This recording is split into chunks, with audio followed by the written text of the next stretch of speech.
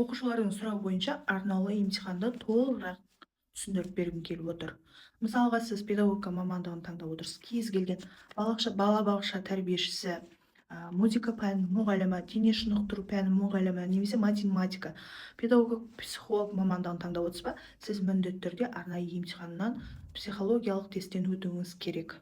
Бұл арнайы емтиханды қалай тапсырамыз дейтіндерге ертең 20 маусымда университет тізімдері шығатын болады. Осы арнайы емтихан тапсырушыларға арналған сол кестені жіберетін боламын. Міндетті түрде менің парақшама тіркеліп алыңыздар.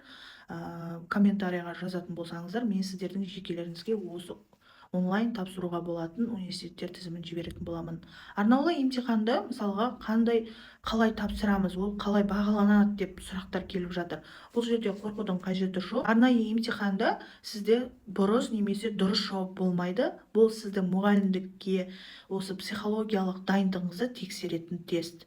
Мысалға, мынандай жағдаятты сұрақтар кездеседі. Сіз мұғалімсіз.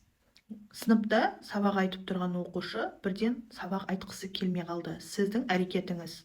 Немесе сыныпта екі бала төбелесіп жатыр, сіздің әрекетіңіз. Немесе мынандай да сұрақтар кездеседі.